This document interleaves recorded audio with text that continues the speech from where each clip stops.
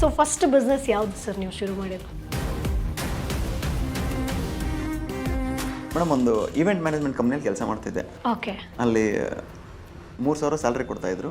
ಅದರಲ್ಲಿ ಎಲ್ಲ ಕಳೆದು ನನಗೊಂದು 1,500 ಉಳಿತಾ ಇತ್ತು. ಓದಿರೋನಿಗೆ ಒಂದೇ ಕೆಲಸ ಆದರೆ ಓದಿದೆ ಇರೋನಿಗೆ 1000 ಕೆಲಸ. ಮನೇಲಿ ಹೇಳದೆ ಕೇಳದೆ ಬಂದವನು. ಇವೆಲ್ಲರೂ ವಿರೋಧ ಕಟ್ಕೊಂಡು 2-3 ವರ್ಷ ಮನೆ ಬಿಟ್ಟು, ಮನೆ ಜೊತೆ ಸಂಪರ್ಕ ಇಲ್ಲದೆ, ಫೋನ್ ಮಾಡಿದೆ, ಯಾವುದೇ ಥರ ಸಂಪರ್ಕ ಇಲ್ಲದೆ ಮನೆ ಜೊತೆಗಿದ್ದು ಮಾಡಬೇಕು ಅಂತ ಗಟ್ಟಿ ಮನಸ್ಸು ಮಾಡಿ ನಿಂತಾಗ ಈ ಥರದ್ದೆಲ್ಲವೂ ಆಗುತ್ತೆ. ಸರ್, ಈಗ ನೀವು ಬಿಗ್ ಬಾಸಲ್ಲಿ ಇದ್ದಾಗಲೂ ಕೂಡ ಎಮರ್ಜೆನ್ಸಿ ಪರ್ಪಸ್ಸಿಗೆ ನೀವು ಆಚೆ ಬರ್ತೀರಾ. ಸೊ ಸೋಷಿಯಲ್ ಮೀಡಿಯಾದಲ್ಲಿ ವೈರಲ್ ಆಗ್ತಿರೋದು ಅಂದರೆ ಸುರೇಶ್ ಅವ್ರದ್ದು ಬಿಸ್ನೆಸ್ಸಲ್ಲಿ ಏನೋ ಸಮಸ್ಯೆ ಆಯಿತು, ಸೊ ಆ ಕಾರಣಕ್ಕೆ ಆಚೆ ಬಂದು ಅಂತ. ನಾನು ಮೊದಲಿಗೆ ಒಂದು ಪ್ರಾಜೆಕ್ಟ್ ಸ್ಟಾರ್ಟ್ ಮಾಡಿದ್ದು 3 ಲಕ್ಷ ರೂಪಾಯಿ ಪ್ರಾಜೆಕ್ಟ್ ಫಸ್ಟ್ ನಾನು ತೊಗೊಂಡಿದ್ದೆ ನನ್ನ ಜೀವನದಲ್ಲಿ. ಓಕೆ. ಅಲ್ಲಿಂದ ಸುಮಾರು ಬಿಸ್ನೆಸ್ ಮಾಡಿದೆ, ಸುಮಾರು ಕೆಲಸ ಮಾಡಿದೆ, ಸುಮಾರು ದೊಡ್ಡ ದೊಡ್ಡ ಕೋಟಿ ಕೆಲಸ ಮಾಡಿದೆ. ಎಷ್ಟೊಂದು ಕಡೆಗಳಲ್ಲಿ ದುಡ್ಡೇ ಕೊಡದೆ ಮಧ್ಯಕ್ಕೂ ಹೊರಗಡೆ ನನ್ನನ್ನು ಕಳಿಸಿದ್ದುಂಟು. ಸಮುದ್ರದಲ್ಲಿ ನಾನು ಇಳಿದಿದ್ದೀನಿ, ಈಜ್ತೀನಿ ಅಂತ ನಾನೇ ಈಜ್ಬೇಕು, ಅಕ್ಕಪಕ್ಕದವ್ರು ಬಂದು ಯಾರು ಈಜಲ್ಲ. ಹಾಯ್, ಹಲೋ, ನಮಸ್ಕಾರ ಸ್ನೇಹಿತರೆ. ನಾನಿವತ್ತು ಎಲ್ಲಕ್ಕೆ ಬಂದಿದ್ದೀನಿ ಗೊತ್ತಾ?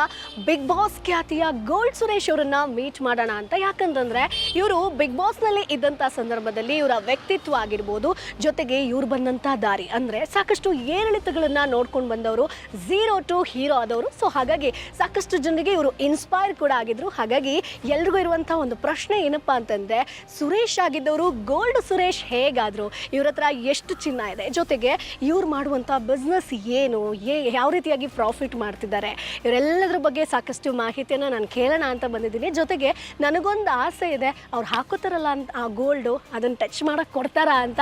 ಸೊ ನೋಡೋಣ, ಇಂಟರ್ವ್ಯೂ ಮುಗಿದ್ಮೇಲೆ ಅದು ಒಂದು ಪ್ರಶ್ನೆ ಮಾಡ್ತೀನಿ. ಸೊ ಬನ್ನಿ ಅವ್ರನ್ನ ಮಾತಾಡ್ಸೋಣ. ಸೊ ಇದೇ ಅವ್ರದ್ದು ಆಫೀಸು. ನಾವಿವತ್ತು ವಿಜಯನಗರಕ್ಕೆ ಬಂದಿದ್ದೀವಿ.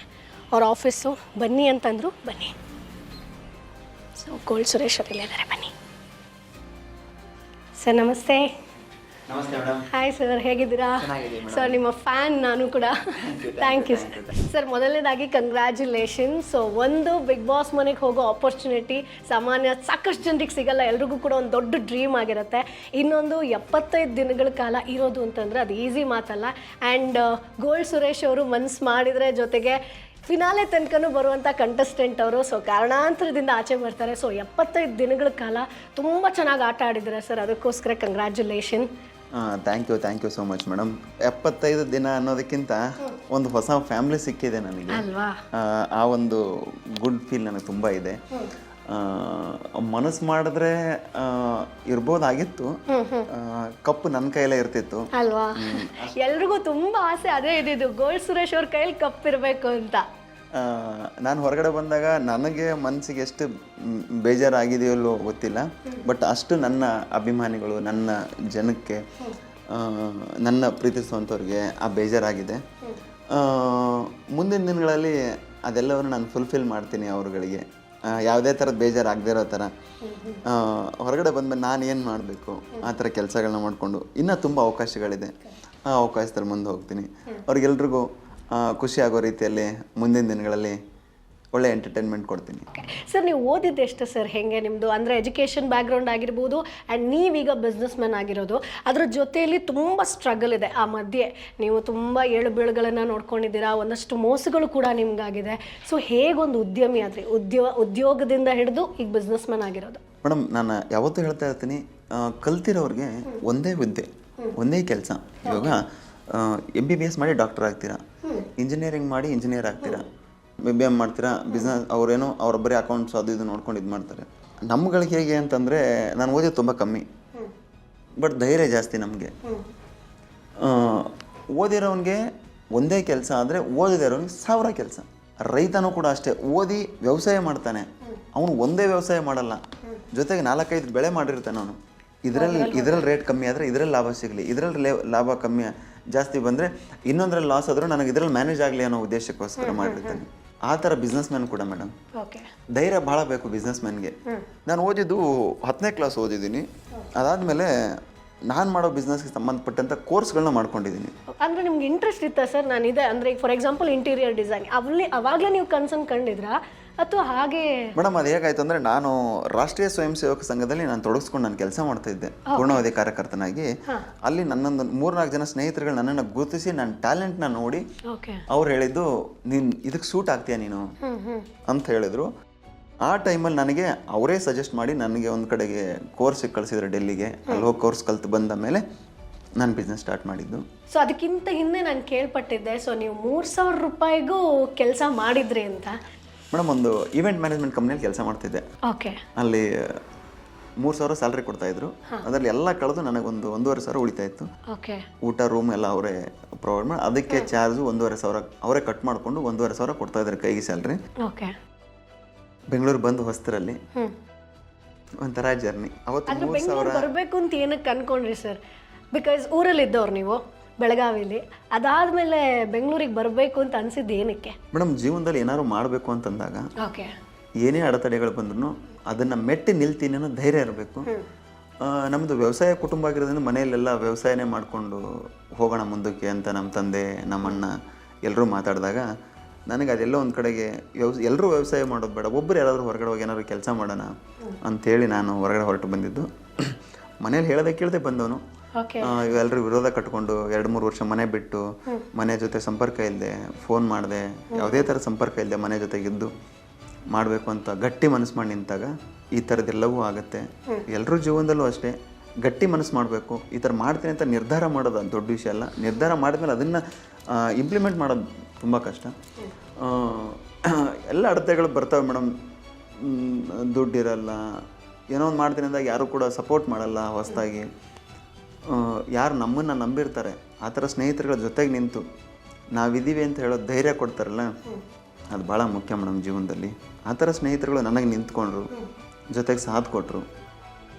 ನಾನು ಅವಾಗ ಧೈರ್ಯ ಮಾಡಿದೆ, ಕೈ ಹಾಕಿದೆ, ಸ್ಟಾರ್ಟ್ ಮಾಡಿದೆ. ಸೊ ಫಸ್ಟ್ ಬಿಸ್ನೆಸ್ ಯಾವುದು ಸರ್ ನೀವು ಶುರು ಮಾಡಿದ್ರು? ಮೇಡಮ್ ಇಂಟೀರಿಯರ್ ಬಿಸ್ನೆಸ್ ಸ್ಟಾರ್ಟ್ ಮಾಡಿದ್ದು ನಾನು. ಓಕೆ. ಅವಾಗ ಆಡಿಟೋರಿಯಮ್ಮು, ಸ್ಟುಡಿಯೋಸು, ಆಮೇಲೆ ಈ ಥರದ್ದೆಲ್ಲ ಕೆಲಸ ಮಾಡ್ತಾಯಿದ್ವಿ. ಅದಾದಮೇಲೆ MNC ಕಂಪ್ನಿಗೆ ಎಂಟರ್ ಆದ್ವಿ. ಇವಾಗ ಪ್ರೆಸೆಂಟಾಗಿ ಕಮರ್ಷಿಯಲ್ ಪ್ರಾಜೆಕ್ಟ್ಗಳನ್ನ ಮಾಡ್ತಾಯಿದ್ದೀವಿ. ಅದ್ರ ಜೊತೆ ರೆಸಿಡೆನ್ಷಿಯಲ್ ಪ್ರಾಜೆಕ್ಟು ಮಾಡ್ತಾಯಿದ್ದೀವಿ. ಬರೀ ಇಂಟೀರಿಯರ್ ಮಾತ್ರ ಮಾಡಲ್ಲ, ಕನ್ಸ್ಟ್ರಕ್ಷನ್ ಕೂಡ ಮಾಡ್ತೀವಿ ನಾವು. ಕಮರ್ಷಿಯಲ್, ರೆಸಿಡೆನ್ಷಿಯಲ್, ಕನ್ಸ್ಟ್ರಕ್ಷನ್ ಕೂಡ ಮಾಡ್ತೀವಿ. ಬೆಂಗಳೂರಲ್ಲಿ ಒಂದು ಮನೆ ಮಾಡೋದು ತುಂಬ ಕಷ್ಟ ಇದೆ. ಕಮ್ಮಿ ಬಜೆಟಲ್ಲಿ ಹೇಗೆ ಮನೆಗಳನ್ನ ಕಟ್ಟಬೇಕು ಅನ್ನೋ ಒಂದು ಥಾಟ್ಸ್ ಇಟ್ಕೊಂಡು ಮನೆಗಳನ್ನು ಕಟ್ತಾಯಿದ್ದೀವಿ. ಅದನ್ನು ಬಿಟ್ಟರೆ MNC ಕಂಪ್ನಿಗಳು ದೊಡ್ಡ ದೊಡ್ಡ ವೇರ್ ಹೌಸ್ಗಳು, ಅವ್ರದ್ದು ಆಫೀಸ್ಗಳು, ಆಫೀಸ್ ಇಂಟೀರಿಯರ್ಗಳನ್ನ ಪ್ರಾಜೆಕ್ಟ್ಗಳನ್ನ ತೊಗೊಂಡು ಅದನ್ನೂ ಮಾಡ್ತಾಯಿದ್ದೀವಿ. ಆ ಟೈಮಲ್ಲಿ ನನಗೆ ಜೊತೆಗೆ ಸಾಥ್ ಕೊಟ್ಟರು ಸ್ನೇಹಿತರು, ಅವೆಲ್ಲ ಸಹಕಾರ ಆಗಿದೆ. ಅವರು ಈಗಲೂ ಜೊತೆಗಿದ್ದಾರೆ ಸರ್? ಹಾಂ, ಇದ್ದಾರೆ ಮೇಡಮ್. ಅವತ್ತು ಯಾರು ನನ್ನ ಕಷ್ಟ ಕಾಲದಲ್ಲಿ ಇದ್ದಾರಲ್ಲ ಸ್ನೇಹಿತರುಗಳು, ಅವರೆಲ್ಲ ಇವತ್ತು ಜೊತೆಗಿದ್ದಾರೆ. ಮಧ್ಯದಲ್ಲಿ ಯಾರು ಬಂದ್ರಲ್ಲ ಅವ್ರು ಯಾರೂ ಜೊತೆಗಿಲ್ಲ. ಓಕೆ. ಎಲ್ಲ ಅವ್ರವ್ರ ಕಾಲಕ್ಕೆ ತಕ್ಕಂಗೆ ಬದಲಾದರು. ನಾನು ಜೀವನದಲ್ಲಿ ನಂಬೋನು ಹೇಗೆ ಅಂದರೆ, ನಮ್ಮ ಕುಂಡ್ಲಿಯಲ್ಲಿ ಶನಿ ಇದ್ರೂ ಪರವಾಗಿಲ್ಲ, ಅಕ್ಕಪಕ್ಕದಲ್ಲಿ ಶಕುನಿಗಳಿರಬಾರ್ದಂತೆ. ಆ ಥರದವ್ರನ್ನ ಯಾವತ್ತೂ ಇಟ್ಕೊಳ್ಳಲ್ಲ ನಾನು, ಅವ್ರನ್ನ ದೂರ ಕಳಿಸ್ತೀನಿ. ಓಕೆ ಸರ್, ಈಗ ನೀವು ಇಂಟೀರಿಯರ್ ಬಿಸ್ನೆಸ್ ಸ್ಟಾರ್ಟ್ ಮಾಡಿದೆ ಅಂತಂದರೆ, ಸೊ ಈಗ ನಮಗೆ ನಾರ್ಮಲಿ ಈಗ ಸ್ಯಾಲ್ರಿಡ್ ಪರ್ಸನ್ ಅಂತಂದರೆ ಏನಿಲ್ಲ, ತಿಂಗಳಿಗೆ ಒಂದು ಸಂಬಳ ಬರುತ್ತೆ ಅಂತ ಕೆಲಸ ಮಾಡ್ತಾರೆ. ಬಟ್ ನಾವೇ ಬಿಸ್ನೆಸ್ಸನ್ನು ಸ್ಟಾರ್ಟ್ ಮಾಡ್ತೀವಿ ಅಂತಂದರೆ ನಮ್ಗೆ ತುಂಬ ಪ್ಲ್ಯಾನಿಂಗ್ ಇರಬೇಕು, ಅಥವಾ ಇನ್ವೆಸ್ಟ್ಮೆಂಟ್ ಸ್ವಲ್ಪ ದುಡ್ಡು ಇರಲೇಬೇಕು ಅಂತ ಹೇಳ್ತಾರೆ. ಸೊ ನಿಮ್ಮ ಪ್ಲ್ಯಾನಿಂಗ್ ಹೆಂಗಿತ್ತು ಸರ್? ಈಗ ಹೊಸದಾಗಿ ಬಿಸ್ನೆಸ್ಸನ್ನು ಶುರು ಮಾಡ್ತಾರೆ ಅಂತಂದರೆ ಅವ್ರಿಗೊಂದು ಟಿಪ್ಸ್ ಕೊಡೋದಾದರೆ. ನಾನು ಬಿಸ್ನೆಸ್ ಸ್ಟಾರ್ಟ್ ಮಾಡಿದ್ದು 2015. ಓಕೆ. ಬಟ್ ನಾನು ಬೆಂಗಳೂರು ಬಂದು 2011. ಅವತ್ತು ನನಗೆ ದುಡ್ಡು ಮುಖ್ಯ ಆಗಿರಲಿಲ್ಲ. ನನಗೆ ನನ್ನ ಟ್ಯಾಲೆಂಟ್ ನೋಡಿ ನನಗೆ ಕೆಲಸ ಕೊಟ್ಟರು. ಕೆಲಸ ಕೊಡೋದಲ್ಲದೆ ದುಡ್ಡು ಜೊತೆಗೆ ಅಡ್ವಾನ್ಸ್ ಕೊಟ್ಟು ಕೆಲಸ ಕೊಟ್ಟರು ಅವ್ರು ನನಗೆ.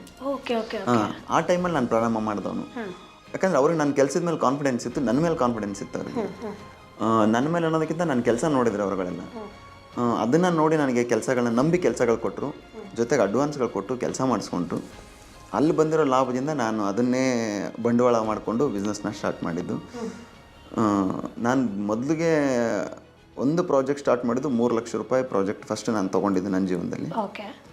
ಅಲ್ಲಿಂದ ಸುಮಾರು ಬಿಸ್ನೆಸ್ ಮಾಡಿದೆ, ಸುಮಾರು ಕೆಲಸ ಮಾಡಿದೆ, ಸುಮಾರು ದೊಡ್ಡ ದೊಡ್ಡ ಕೋಟಿ ಕೆಲಸ ಮಾಡಿದೆ.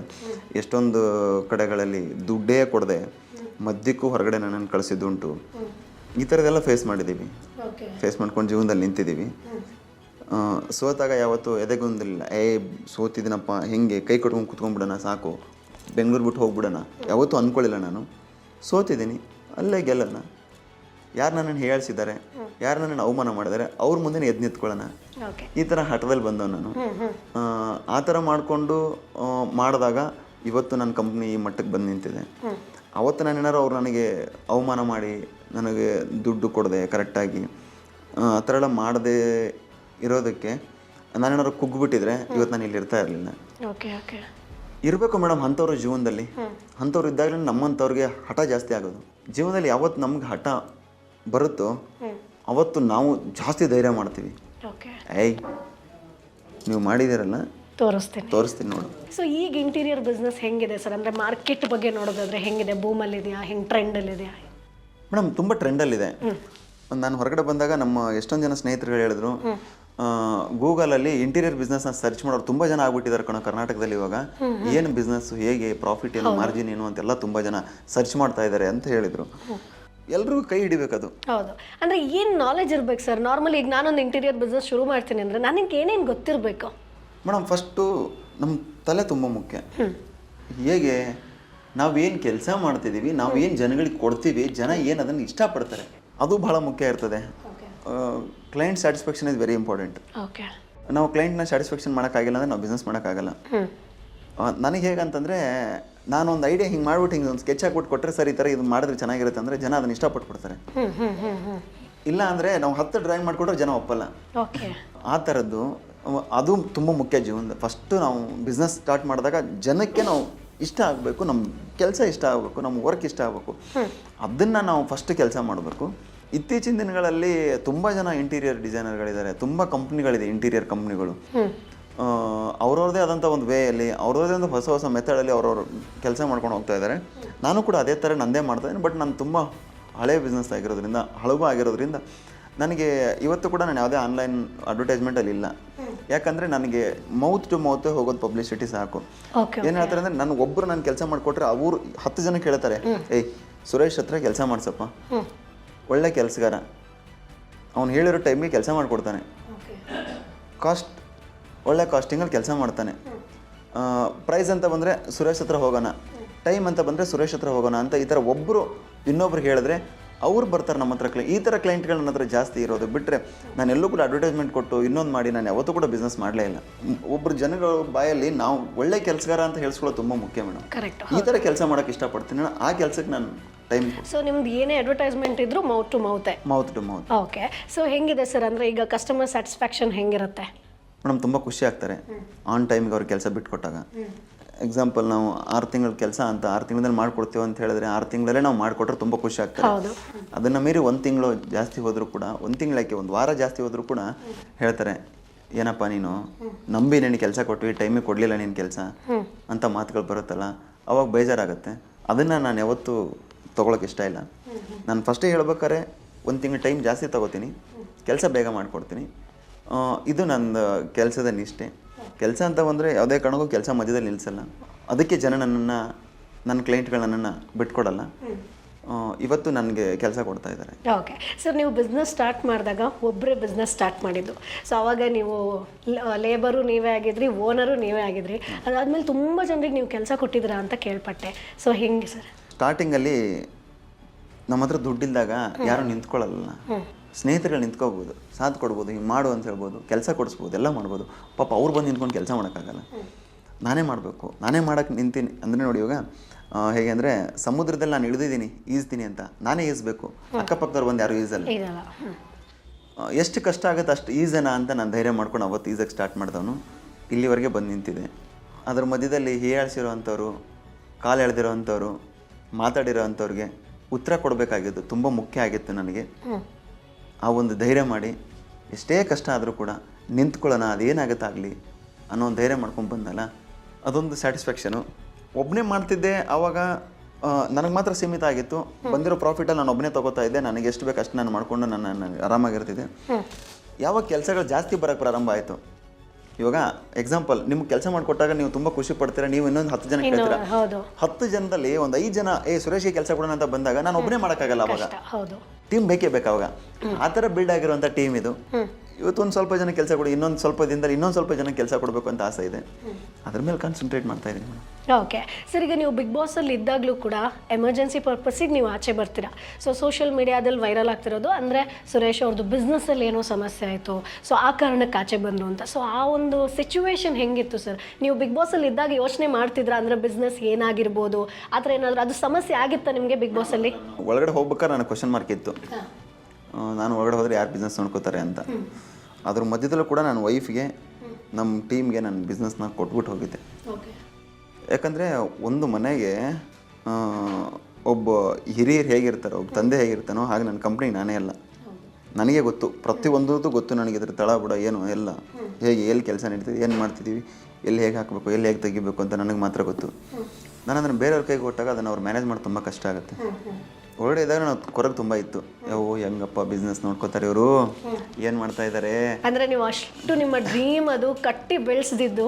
ಸೊ ನೀವು ಲಾಸ್ಟ್ ನೀವು ಅಲ್ಲಿಂದ ಆಚೆ ಬರೋಕ್ಕಿಂತ 2 ವೀಕ್ಸ್ ನಾವು ಅಬ್ಸರ್ವ್ ಮಾಡಿದ್ವಿ, ತುಂಬ ಡೌನ್ ಆಗಿದ್ರಿ ನೀವು.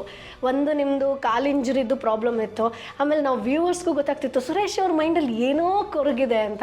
ಸೊ ಆಗ್ಲಿಂದಲೇ ನೀವು ಯೋಚನೆ ಮಾಡ್ತಿದ್ರೆ ಸರ್, ಅಂದರೆ ನೀವು ರೆಡಿ ಆಗಿದ್ರ ಹೋಗಬೇಕು ಅಂತ? ನಮ್ಗೆ ಹೋಗ್ಬೇಕಂತ ರೆಡಿ ಆಗಿರಲಿಲ್ಲ. ನನಗೊಂದು ಇನ್ಫಾರ್ಮೇಷನ್, ಅಂದರೆ ಯಾವುದೋ ಇನ್ಫಾರ್ಮೇಷನ್ ನಾವು ಬಿಗ್ ಬಾಸ್ ಮನೆಗೆ ಬರ್ತಿರಲ್ಲ, ಹೆಂಗಿದೆ ಬಿಸ್ನೆಸ್ಸು, ಏನು ನಡೀತಾ ಇದೆ, ಏನಾಗ್ತಾ ಇದೆ, ಯಾವುದೋ ಇನ್ಫಾರ್ಮೇಷನ್ ಬರ್ತಾ ಇಲ್ವಲ್ಲ ಅಂತ ಒಂದು ಇದರಲ್ಲಿ ಇರ್ತೀನಿ ನಾನು. ಆ ಥರದೊಂದು ಸಿಚುವೇಶನ್ ಅಷ್ಟೇ. ಯಾಕಂದರೆ ಇಲ್ಲಿಗೆ ನಾನು ಕೊಟ್ಟೋದಾಗ ಅವ್ರಿಗೆ ಹ್ಯಾಂಡಲ್ ಮಾಡೋಕ್ಕೆ ಬರಲಿಲ್ಲ ಕರೆಕ್ಟಾಗಿ. ನಾನು ಹೇಳಿದೆ ಮೊದಲೇ, ಅವಾಗಲೂ ಒಂದು ಮಾತು ಹೇಳಿದೆ, ನಮ್ಮ ಜಾತಕದಲ್ಲಿ ಶನಿ ಇರಬೇಕಂತೆ, ಅಕ್ಕಪಕ್ಕದಲ್ಲಿ ಶಕುನಿಗಳು ಇರಬಾರ್ದಂತೆ. ಆ ಥರದ್ದನ್ನು ನಾನು ಇತ್ತು ನನ್ನ ಜೀವನದಲ್ಲಿ. ಅದಕ್ಕೆ ನಾನು ಹೊರಗಡೆ ಬಂದೆ.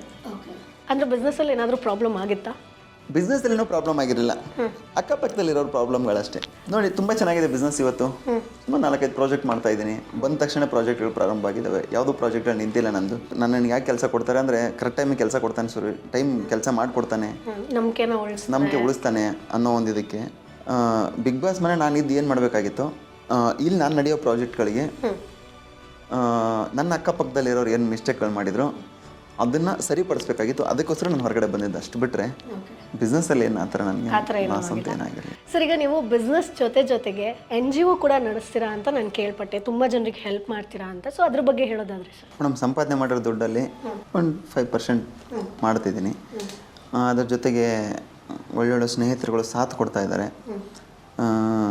ನನಗಿರುವಂಥ ಸ್ನೇಹಿತರುಗಳು, ನನಗಿರುವಂಥ ಒಳ್ಳೆ ಆಫೀಸರ್ಗಳು, ಅವ್ರಿಗೆ ಬರುವಂಥ ದುಡ್ಡದಲ್ಲಿ ನಾವಂತರೂ ಮಾಡೋಕ್ಕಾಗಲ್ಲಪ್ಪ, ನಿನ್ನ ಕಡೆಯಿಂದ ಮಾಡು, ಸಪೋರ್ಟ್ ಮಾಡ್ತೀವಿ ನಾವು ಅಂತ ಹೇಳ್ಬಿಟ್ಟು ಅವರು ನಾನು ಸಾಥ್ ಕೊಡ್ತಾ ಇದ್ದಾರೆ. ನಾನು ಒಬ್ಬನೇ ಮಾಡ್ತಾ ಇಲ್ಲ, ಎಲ್ಲರೂ ಜೊತೆಗೆ ಸೇರಿ ಅವರೆಲ್ಲ ಸಾಥ್ ಕೊಡ್ತಾರೆ, ಅದರಿಂದ ನಾನು ಮಾಡ್ತಾಯಿದ್ದೀನಿ. ಅಷ್ಟು ಬಿಟ್ಟರೆ ಬೇರೆ ಇನ್ನೇನಿಲ್ಲ. ಯಾರಿಗೆ ಮನೆಗಳಿರಲ್ಲ, ಸೀಟ್ ಹಾಕೊಳ್ಳೋಕ್ಕಾಗದೇ ಇರೋವಂಥ ಪರಿಸ್ಥಿತಿಗಳು ಯಾರು ಹಳ್ಳಿಗಳ ಕಡೆ ಇರುತ್ತೆ ಅಂಥವ್ರಿಗೆ ನಾವು ಸಪೋರ್ಟ್ ಮಾಡ್ತೀವಿ. ಕ್ಯಾನ್ಸರ್ ಪೇಷಂಟ್ಗಳಿಗೆ ಟ್ರೀಟ್ಮೆಂಟ್ಗೆ ಆಗ್ತಿರಲ್ಲ, ಅಂಥವ್ರಿಗೆ ಆ ಟ್ರೀಟ್ಮೆಂಟ್ ಕೊಡಿಸೋದಕ್ಕೆ ಏನು ವ್ಯವಸ್ಥೆ ಬೇಕು ಅದನ್ನು ಮಾಡ್ತೀವಿ. ಹಾರ್ಟ್ ಪೇಷಂಟ್ಗಳಿಗೆ ಏನು ಟ್ರೀಟ್ಮೆಂಟ್ ಕೊಡಿಸ್ಬೇಕು, ಅವ್ರಿಗೊಂದು ಆಪ್ರೇಷನ್ ಆಗಬೇಕು, ಗೌರ್ಮೆಂಟಿಂದ ಏನಾದ್ರು ಒಂದು ಸಹಾಯ ಆಗಬೇಕು, ಅದನ್ನು ನಮ್ಮ ಟೀಮ್ ಅವರೇ ಓಡಾಡಿಕೊಂಡು ಎಲ್ಲವನ್ನೂ ಮಾಡ್ತಾರೆ. ಈ ಥರದೊಂದು ಸಣ್ಣ ಪುಟ್ಟ ಕೆಲಸಗಳನ್ನ ಮಾಡ್ತಾಯಿದ್ದೀವಿ. ಆಮೇಲೆ ಯಾರು ಓದ್ತೀನಿ ಅಂತ ಆಸಕ್ತಿ ಇರ್ತಾರೆ, IAS, IPS, KS ಈ ಥರದನ್ನ ಎಕ್ಸಾಮನ್ನು ಕಟ್ಟಿ ಓದ್ತೀನಿ ಅಂತ ಆಸೆ ಇರ್ತಾರೆ, ಊರು ಬಿಟ್ಟು ಊರಿಗೆ ಬಂದಿರ್ತಾರೆ, ಅವ್ರಿಗೆ ಏನಾರು ಆಗಬೇಕು ಅಂಥವ್ರಿಗೆ ಆ ಓದಿಸೋ ವ್ಯವಸ್ಥೆ ಮಾಡ್ತಾಯಿದ್ದೀವಿ ಮೇಡಮ್. ಈ ಥರದೊಂದು ಪ್ರೋಸೆಸ್ಸಲ್ಲಿ ನಡೀತಾ ಇದೆ ಕೆಲಸ. ಮುಂದೆ ದೊಡ್ಡ ಮಟ್ಟದಲ್ಲಿ ಅದನ್ನು ಮಾಡಬೇಕಂತ ಇದ್ದೀವಿ. ಅದು ಒಂದು ಈ ಲೇಬರರ್ಸ್ಗಳು, ಅವ್ರ ಮನೆಗಳು ಇರಲ್ಲ ಅವ್ರಿಗೆ, ಅಂಥವ್ರಿಗೆ ಒಂದು ಗೌರ್ಮೆಂಟಲ್ಲೂ ಅದಕ್ಕೆ ಒಂದು ಸಹಾಯ ಸಿಗುತ್ತೆ. ಅದನ್ನು ತೊಗೊಂಡು ನಮ್ಮ ಕಡೆಯಿಂದನೂ ಏನಾಗುತ್ತೆ ನೋಡಿಕೊಂಡು ಒಂದು ದೊಡ್ಡ ಒಂದು ಹೆಜ್ಜೆ ಇಡಬೇಕಂತ ಇದ್ದೀವಿ. ಅತಿ ಶೀಘ್ರದಲ್ಲೇ ಅದನ್ನು ಅನೌನ್ಸ್ಮೆಂಟ್ ಮಾಡ್ತೀನಿ ಮೇಡಮ್. ಓಕೆ, ಸೊ ನಿಮ್ಮದು ಮುಂದಿನ ಫ್ಯೂಚರ್ ಪ್ಲ್ಯಾನ್ ಏನು ಸರ್? ಈಗ when it comes to celebrity ಆಗಿರ್ಬೋದು, ಆಮೇಲೆ ಬಿಸ್ನೆಸ್ ಮ್ಯಾನ್ ಆಗಿರ್ಬೋದು, ನಿಮ್ಮ ಜೀವನ ಆಗಿರ್ಬೋದು, ಒಂದು ಕನಸು ಅಂತ ಇರುತ್ತಲ್ವ ಸರ್? ಏನು ಕನಸು? ರತನ್ ಟಾಟಾ ಅವರು ಸ್ಟಾರ್ಟ್ ಮಾಡೋದು ಚಿಕ್ಕದಾಗಿನೇ, ನಾನು ಚಿಕ್ಕದಾಗೆ ಸ್ಟಾರ್ಟ್ ಮಾಡಿದ್ದೀನಿ. ಮುಂದೊಂದು ದಿನ ದೊಡ್ಡ ಕನಸಿದೆ, ಆ ಥರ ನಿಂತ್ಕೋಬೇಕು ಅಂತ ಆಸೆ ಇದೆ. ನೋಡೋಣ ಮೇಡಮ್, ಭಗವಂತ ಎಲ್ಲಿವರೆಗೆ ಕೈ ಹಿಡಿತಾನೆ ಅಲ್ಲಿವರೆಗೆ ನಿಂತ್ಕೊತೀನಿ. ಓಕೆ, ಸೊ ಬಿಸ್ನೆಸ್ಸಲ್ಲಿ ಪ್ರಾಫಿಟ್ ಹೆಂಗಿದೆ ಸರ್ ನಿಮ್ಮದು? ಈಗ 2 ಬಿಸ್ನೆಸ್ ಅಂತ ಅಂದಾಗ ನಮ್ಮದೊಂದು ವ್ಯೂವರ್ಸಿಗೆ ಒಂದು ಯೋಚನೆ ಇರುತ್ತೆ, ಸೊ ಗೋಲ್ಡ್ ಸುರೇಶ್ ಅವರು ಹೆಂಗೆ ಪ್ರಾಫಿಟ್ ಮಾಡ್ತಿದ್ದಾರೆ? ಮೇಡಮ್ ಇದೆ ಮೇಡಮ್, ಒಳ್ಳೆ ಪ್ರಾಫಿಟ್ ಮಾರ್ಜಿನ್ ಇದೆ, ಇಲ್ಲ ಅಂತ ಹೇಳಲ್ಲ. ಒಳ್ಳೆ ಮಾರ್ಜಿನ್ ಇರೋದಕ್ಕೆ ಇವತ್ತು ಬಿಸ್ನೆಸ್ ನಿಂತಿದೆ. ಮಾರ್ಜಿನ್ ಕಮ್ಮಿ ಇದ್ದರೆ ತುಂಬ ಕಷ್ಟ. ಎಲ್ರಿಗೂ ಹೇಗೆ ಮಾರ್ಜಿನ್ ಸಿಗುತ್ತೆ ಅದೇ ಥರ ನನಗೂ ಸಿಗುತ್ತೆ. ನಾನು ಮಾಡೋಕ್ಕಿಂತ ಮುಂಚೆ ಮಾರ್ಜಿನ್ ಚೆನ್ನಾಗಿದೆಯಾ ಇಲ್ವೋ ಅಂತ ಬಿಸ್ನೆಸ್ ನೋಡಿಕೊಂಡೆ ನಾನು ಸ್ಟಾರ್ಟ್ ಮಾಡಿದ್ದು. ಆ ಟೈಮಲ್ಲಿ ಕಾಂಪಿಟೇಟರ್ಸ್ ತುಂಬ ಕಮ್ಮಿ ಇದ್ದರು, ಇವಾಗ ಕಾಂಪಿಟೇಟರ್ಸ್ ಜಾಸ್ತಿ ಇದ್ದಾರೆ. ಬಟ್ ಆದರೂ ಕೂಡ ನನ್ನ ಕ್ಲೈಂಟ್ಸ್ಗಳು ನನ್ನ ಕೈ ಹಿಡಿದಿದ್ದಾರೆ. ಓಕೆ ಸರ್, ಈಗ ನೀವು ಹೋಟೆಲ್ ಬಿಸ್ನೆಸ್ ಕೂಡ ಶುರು ಮಾಡೋ ಯೋಚನೆಯಲ್ಲಿ ಇದ್ದೀರಾ ಅಂತಂದ್ರಿ. ಸೊ 3 ಬಿಸ್ನೆಸ್ ಹೆಂಗೆ ಮ್ಯಾನೇಜ್ ಮಾಡ್ತೀರಾ? ಆ್ಯಂಡ್ ಸೆಲೆಬ್ರಿಟಿ ಲೈಫ್ ಕೂಡ ಪ್ಲಸ್. ಸೊ ಹೆಂಗೆ ಮ್ಯಾನೇಜ್ ಮಾಡ್ತೀರಾ? ಮೇಡಮ್, ಟೀಮ್ ಚೆನ್ನಾಗಿದೆ, ಸಪೋರ್ಟ್ ಮಾಡ್ತಾರೆ, ಜೊತೆಗಿರೋವಂಥವ್ರು ಸಾಥ್ ಕೊಡ್ತಾರೆ. ಆ ಒಂದು ಉದ್ದೇಶದಿಂದ ಮಾಡ್ತಾಯಿದ್ದೀನಿ. ಜೊತೆಗಿರೋರು ಚೆನ್ನಾಗಿರ್ಬೇಕಂತೆ, ಸಾಥ್ ಕೊಡ್ಬೇಕಂತೆ, ಹೆಗಲು ಕೊಟ್ಟು ನಿಂತ್ಕೋಬೇಕಂತೆ. ಆ ಥರ ಹೆಗಲು ಕೊಟ್ಟು ನಿಂತ್ಕೊಳ್ಳೋರು ಸಿಕ್ಕಿದ್ದಾರೆ, ಮಾಡ್ತೀನಿ ಮೇಡಮ್. ತುಂಬ ವಿಚಾರಗಳ ಬಗ್ಗೆ ಮಾತನಾಡಿದ್ರಿ ಸರ್. ಒಂದಷ್ಟು ಉದ್ಯಮಿಗಳಿಗೆ ಹುರುಪು ತುಂಬೋ ಕೆಲಸನ ಕೂಡ ಮಾಡಿದ್ದೀರಾ. ಆ್ಯಂಡ್ ನಿಮ್ಮ ಸೋಷಿಯಲ್ ವರ್ಕಿಂದ ಕೂಡ ಸಾಕಷ್ಟು ಜನ ಇನ್ಸ್ಪೈರ್ ಆಗಿದ್ದಾರೆ. ಸೊ ನೀವು ಬಿಗ್ ಬಾಸ್ಗೆ ಹೋಗಿ ಬಂದಮೇಲೆ ತುಂಬ ಜನ ಅಂದ್ಕೊಂಡಿದ್ದಾರೆ, ಆದರೆ ನಾವು ಗೋಲ್ಡ್ ಸುರೇಶ್ ಥರ ಆಗಬೇಕು, ಆದರೆ ಗೋಲ್ಡ್ ಸುರೇಶ್ ಥರ ವ್ಯಕ್ತಿತ್ವ ಇರಬೇಕು ಅಂತ ತುಂಬ ಜನ ಹೇಳಿದ್ದಾರೆ. ಅಂದರೆ ಎರಡೂರಿಂದಲೂ ನೀವು ಇನ್ಸ್ಪೈರ್ ಮಾಡಿದ್ದೀರಾ. So thank you so much sir, ನಮ್ಗೆ ಇಷ್ಟೊತ್ತು ಇಂಟರ್ವ್ಯೂ ಮಾಡೋದಕ್ಕೆ ಪರ್ಮಿಷನ್ ಕೊಟ್ಟಿದ್ದಕ್ಕೆ. ಸೊ ಇವರು ಬ್ಯುಸಿ ಇದ್ದರೂ ಕೂಡ ನಮಗೆ ಓಕೆ ಅಂತಂದು ಇಷ್ಟೊತ್ತು ಮಾತನಾಡಿದ್ರು. Thank you so much sir. ನಿಮ್ಮ ಮುಂದಿನ ಏನೇನು ಪ್ರಾಜೆಕ್ಟ್ ಇದೆಯೋ, ಮುಂದಿನ ಏನೇನು ಕನಸಿದೆಯೋ ಅದೆಲ್ಲ ಕೂಡ ಫುಲ್ಫಿಲ್ ಆಗಲಿ. ಸೊ ನಿಮ್ಮ ಲೈಫ್ ತುಂಬ ಖುಷಿಯಾಗಿರಲಿ ಅಂತ ಕೇಳ್ಕೊತೀವಿ. Thank you sir. Thank you so much madam. ನಿಮಗೂ ನಿಮ್ಮ ಒಂದು ಫ್ರೀಡಮ್ ಮನಿ ಅವ್ರಿಗೂ ಕೂಡ ತುಂಬ ಹೃದಯದ ಧನ್ಯವಾದಗಳು. ಎಲ್ಲೋ ಇದ್ದಂಥವನ್ನು ಇವತ್ತು ರೆಕಗ್ನೈಸ್ ಮಾಡಿ ನೀವು ಬಂದು ನನ್ನ ಒಂದು ಇಂಟರ್ವ್ಯೂ ಮಾಡ್ತಾಯಿದ್ದೀರಾ, ತುಂಬ ಖುಷಿ ಆಯಿತು. ನಾನು ಎಲ್ಲರಿಗೂ ಹೇಳೋಕ್ಕೆ ಒಂದೇ ಇಷ್ಟಪಡ್ತೀನಿ, ಗೋಲ್ಡ್ ಸುರೇಶ್ ನೆನ್ನೆ ಸ್ಟಾರ್ಟ್ ಮಾಡಿ ಇವತ್ತು ಗೋಲ್ಡ್ ಸುರೇಶ್ ಆದವನಲ್ಲ. ತುಂಬ ಲಾಂಗ್ ಜರ್ನಿ ಇದೆ, ತುಂಬ ಏಳು ಬೀಳುಗಳನ್ನ ನಾನು ನೋಡಿಕೊಂಡು ಇವತ್ತು ಗೋಲ್ಡ್ ಸುರೇಶಾಗಿ ನಾನು ಇಲ್ಲಿ ಬಂದಿದ್ದೀನಿ. ನಿಮಗೆಲ್ಲರಿಗೂ ಹೇಳೋಕ್ಕೆ ಇಷ್ಟಪಡ್ತೀನಿ, ಮಾಡ್ತೀನಿ ಅಂತ ನಿರ್ಧಾರ ಮಾಡಿದ್ರೆ ಪ್ರಾರಂಭ ಮಾಡಿ. ಮಾತಾಡೋರು 100 ಜನ ಇರ್ತಾರೆ, ಅದ್ರ ಬಗ್ಗೆ ತಲೆನೇ ಕೆಡಿಸೋಬೇಡಿ. ನೀವು ಮಾತಾಡೋರ ಬಗ್ಗೆ ಮಾಡ್ತಾಯಿಲ್ಲ, ನಿಮಗೋಸ್ಕರ ನೀವು ಮಾಡ್ತಾ ಇರೋದು. ನಿಮಗೋಸ್ಕರ ನೀವು ನಿಂತ್ಕೊಳ್ಳಿ ಫಸ್ಟು. ನಾನು ನಿಂತ್ಕೋತೀನಪ್ಪ, ನಾನು ಮಾಡ್ತೀನಪ್ಪ, ನೀವು ಯಾವಾಗ ನಿರ್ಧಾರ ಮಾಡ್ತಿರೋ ಅವತ್ತು ನೀವು 100% ಗೋಲ್ಡ್ ಸುರೇಶ್ ಆಗ್ತೀರ. ಅದರಲ್ಲಿ 2 ಮಾತೇ ಇಲ್ಲ. ಕೇಳೋರು ಮಾತಿಗೆ ತಲೆ ಕೆಡಿಸೋಬೇಡಿ. ಮಾತಾಡೋರು 1000 ಮಾತಾಡ್ತಾರೆ, ಬಿಟ್ಟಾಕಿ. ಮಾತಾಡೋಂಗೆ ಮಾತಾಡೋ ಕಾರ್ಯ ನಮಗೆ ಕರ್ತವ್ಯ ಕಾರ್ಯ. ನಮ್ಮ ಕೆಲಸ ನಾವು ಮಾಡ್ತಿರ್ಬೇಕು, ಮಾತಾಡೋನು ಮಾತಾಡ್ತಾನೆ.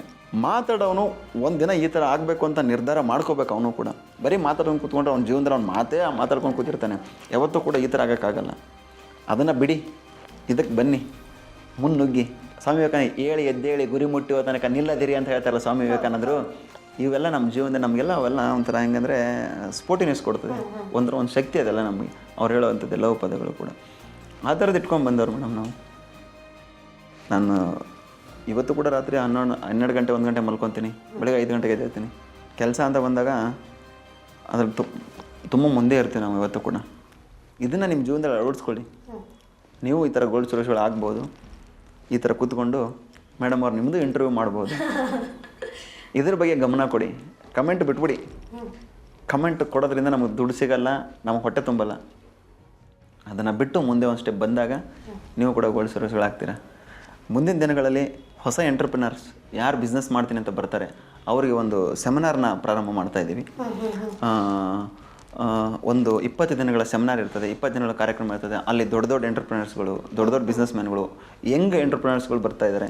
ಅವರು ನಿಮಗೆ ಸ್ಪೀಚ್ ಮಾಡ್ತಾರೆ, ಹೇಗೆ ಬಂದರು, ಹೇಗೆ ಮಾಡಿದ್ರು, ಹೇಗೆ ಮಾಡಬೇಕು ನಾವು ಬಿಸ್ನೆಸ್ನ, ಹೇಗೆ ಮುಂದಿನ ದಿನಗಳಲ್ಲಿ ನಾವು ತೊಡಗಿಸ್ಕೋಬೇಕು ಅನ್ನೋದನ್ನು ಕೂಡ ನಿಮ್ಗೆ ಹೇಳ್ತಾರೆ. ಅದನ್ನು ಕೂಡ ಅತಿ ಶೀಘ್ರದಲ್ಲಿ ನಾವು ತಿಳಿಸ್ತೀವಿ. ನಿಮಗೆಲ್ಲರೂ ಕೂಡ ಆಸಕ್ತಿ ಇರುವಂಥವ್ರು ಬನ್ನಿ, ಅದಕ್ಕೂ ಜಾಯ್ನ್ ಆಗಿ, ನೀವು ಎಂಟರ್ಪ್ರಿನರ್ ಆಗಿ, ನೀವು ಬಿಸ್ನೆಸ್ ಮ್ಯಾನ್ ಆಗಿ. ಅದಕ್ಕೆ ನಮ್ಮ ಕಡೆಯಿಂದ ಏನು ಸಪೋರ್ಟ್ ಬೇಕು, ಸಹಕಾರ ಬೇಕು, ನಾವು ಕೊಡ್ತೀವಿ ಅಂತ ಹೇಳ್ತಾ ನನ್ನ ಮಾತುಗಳನ್ನು ಮುಗಿಸ್ತೀನಿ. ಧನ್ಯವಾದಗಳು.